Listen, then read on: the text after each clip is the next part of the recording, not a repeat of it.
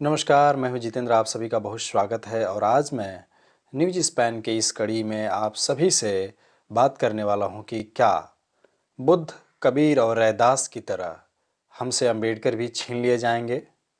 कैसे, क्यों और ये बात करने की वजह क्या है? आइए हम शुरू करते हैं। आप सभी के सामने रखने जा रहा हूं। एक गांव में किसी काम से गया था और उसी सिलसिले में मालवा के दलितों के बीच फैले कबीर पंथ से परिचय हुआ। एक घर के बड़े से आंगन में कबीर पर गाने और कबीर पर बोलने वाले एक सज्जन बैठे थे और आसपास बैठे जितने भी गरीब दलित जो समुदाय के लोग थे वो बैठे चुपचाप उनको सुन रहे थे। और मेरे एक मित्र कबीर की वाणी में सामाजिक क्रांति के सूत्र खोजने के मन से उस सज्जन से प्रश्न पूछ रहे थे। आसपास बैठे जितने भी दलित समुदाय के लोग थे सभी लोग बड़े ध्यान से सुनना शुरू कर दिए थे। बात निकली तो लोगों ने शेयर किया कि सब पंच तत्व से बना हुआ ये सब कुछ है और सब एक ही परमात्मा की संतान है और सब में एक ही खुदा जो है निवास करता है, एक ही खुदा का नूर है, आत्मा परमात्मा की ही औलाद है और भेदभाव सब इंसान के बनाए हुए हैं। सबका खून लाल है और सबको जो है मरकर वहीं जाना है। इस तरीके की तमाम तमाम चीज़ें जो है बातें हो रही थी। फिर कुछ जागरूक लोगों ने बताया कि भाई जब तक ये प्रवचन चलता है तब तक सभी यह मानते हैं, उसके बाद आश्रम या सत्संग से जैसे ही निकले कि उनके हाथ का छुआ हुआ कोई नहीं खाता और 1 फुट की दूरी सभी लोग बना लेते हैं। न पानी न खाना किसी तरीके का, और सारी की सारी जो भेदभाव की बातें हैं उस सारी की सारी फिर से शुरू हो जाती हैं जैसे ही आश्रम छूटता है। और सब वापस कबीर पंथ या राधा स्वामी या साहेब या सतनाम या बंदगी छोड़कर वर्ण आश्रम के खेल में वापस से लौट आते हैं। चर्चा के दौरान लोग आते जाते हुए प्रवचनकार सज्जन के पैर छूते और कबीर की वाणी में आए, गुरु गोविंद दो खड़े काके लागों पाँव, बलिहारी गुरु आपने गोविंद दियो बताए, और इस तरीके की तमाम जो चौपाइयाँ हैं उसको जो है वो गा रहे थे। मैं तो राम की लुगैया और रस गगन गुफा में अजर झरे और शून्य महल और कुंडली और न जाने क्या क्या।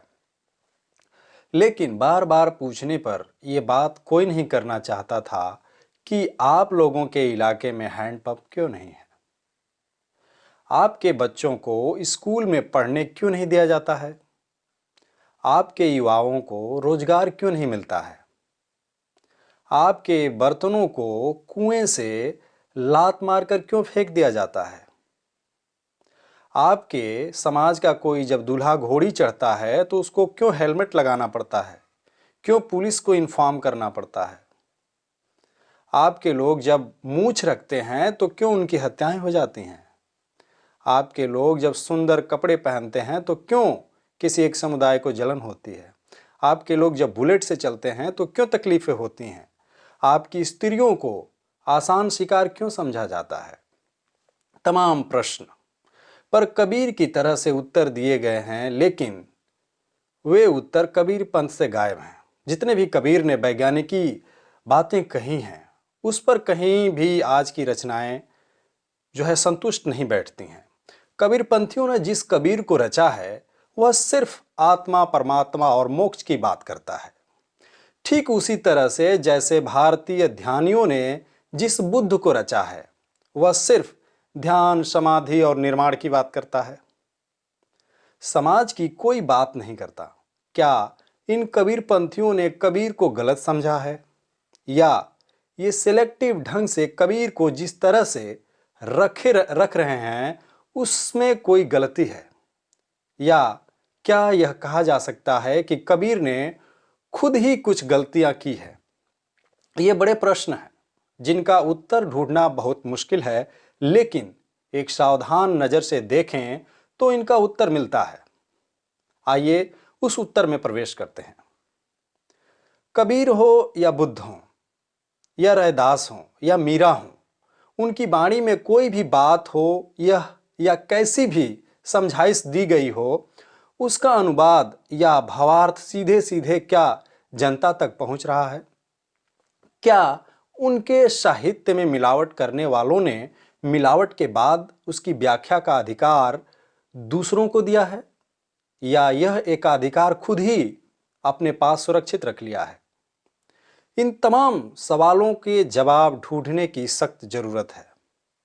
कबीर के बारे में दावे से कहा जा सकता है कि उनके काव्य को जिस तरह से अनुदित किया गया है और उनके चुने गए प्रतीकों और बिंबों में जिस तरह से वेदांतिक अर्थ डाले गए हैं, उससे कबीर अपने ही लोगों के लिए खतरनाक बना दिए गए हैं।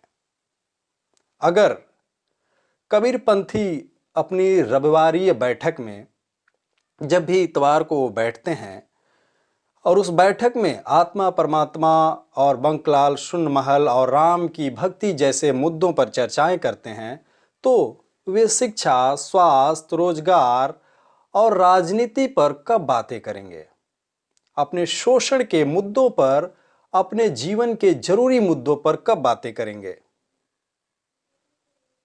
हफ्ते भर जी तोड़ मेहनत करने के बाद एक जो संडे होता है, जो रविवार होता है, उस दिन या शाम को जो भी उसको समय मिलता है जिसमें समाज के असल मुद्दों पर कोई सार्थक चर्चा होनी चाहिए थी, उस पर जो है वो चर्चाएं नहीं होती हैं। वो चर्चाएं सिर्फ मोक्ष की होती हैं, आत्मा परमात्मा की होती हैं, और इन्हीं सारी चीज़ों पर जो है ये सारी बातें रह जाती हैं। गांव के युवा इन बातों को अव्वल तो सुनते ही नहीं हैं, ज़्यादातर नहीं सुनते हैं, और जो सुनते भी हैं वो भक्त बनकर बैठ जाते हैं, हाथ जोड़कर गर्दन हिलाते हुए हुंकार देते रहते हैं। कबीर के साथ भी समाज में बदलाव की कोई बात नहीं हो रही है। हालांकि कबीर अपने जमाने के बहुत बड़े समाज सुधारकों में से एक रहे हैं, जो कि समाज की बुराइयों पर हमेशा चोट किया है। साथ ही समाज में बदलाव की बात अध्यात्म के जहर में दबाया जा रहा है, और यह एक चमत्कार है। यह बुद्ध के साथ हो रहा है। भारतीय पंडितों और बाबाओं ने जिस तरह से बुद्ध को अनुभव, ध्यान और निर्वाण जैसी बातों में लपेटा है, उससे बुद्ध की क्रांति लगभग खत्म सी हो गई है। लोग भूल ही गए हैं कि बुद्ध ने जहर की त्रिमूर्ति आत्मा परमात्मा और पुनर्जन्म को नकारा ही नहीं है, बल्कि नकारते हुए एक भौतिकवादी जीवन दृष्टि दी है। उन्होंने हमेशा ही इन सारी चीज़ों का विरोध किया है, जो परलोक को खत्म करके समता मूलक और वैज्ञानिक समाज को संभव बनाता है।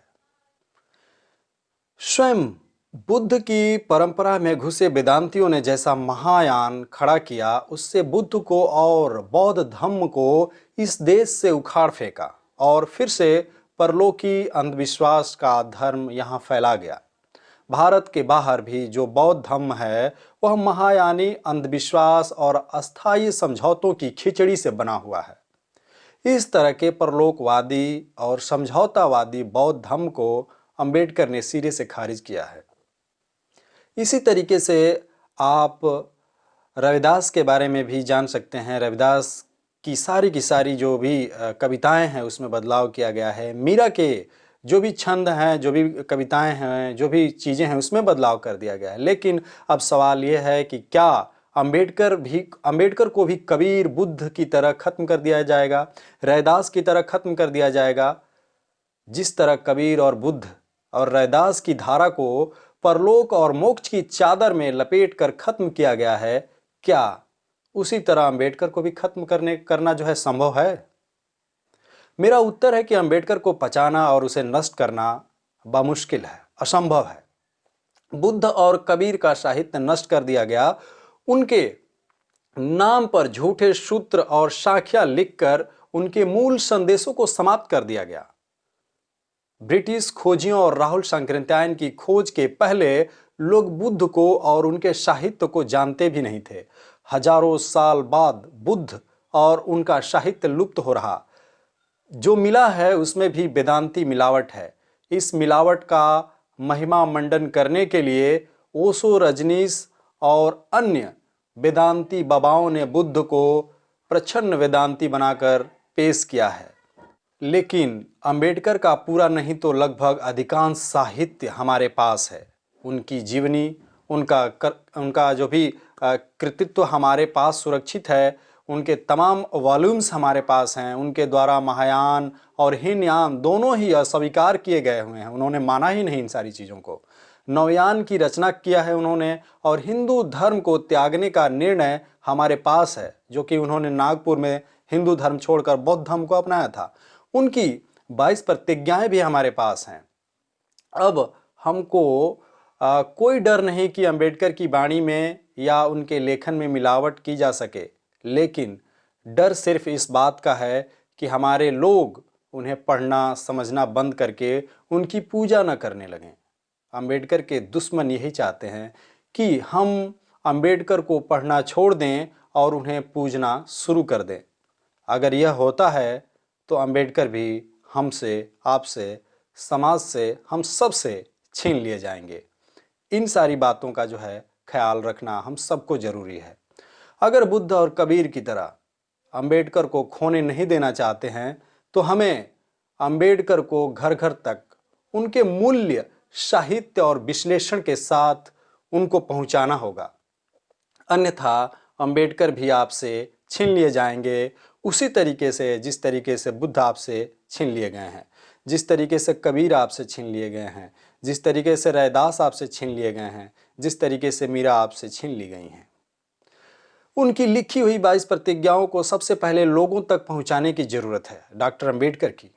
कम से कम भारत के गरीबों को समझना होगा कि अंबेडकर ने ब्रह्मा, विष्णु, महेश, गौरी, गणेश, राम, कृष्ण, आत्मा, परमात्मा, पुनर्जन्म और ईश्वर सहित आत्मा तक को नकारा है और इनसे तथा पूजा पाठ और भक्ति आदि से दूर रहने की कठोर सलाह भी दी है। हमारे युवाओं को इस बात का ध्यान देना चाहिए कि आज हम उसी दौर में जी रहे हैं जिस तरह के दौर में अतीत में बुद्ध और कबीर को षड्यंत्रकारियों ने खत्म कर दिया था। इस षड्यंत्र में हम अंबेडकर को नहीं फंसने देंगे। आइए हम संकल्प लें और अंबेडकर को खुद समझते हुए दूसरों को भी समझाएंगे, ऐसी प्रतिज्ञा करते हैं और अंबेडकर को घर घर, द्वार द्वार, लोगों तक, समाज तक पहुंचाने की ये जो है वादा करते हैं। बहुत शुक्रिया। देखते रहे न्यूज़ स्पैन को। अगर वीडियो अच्छी लगी तो शेयर कर दीजिए।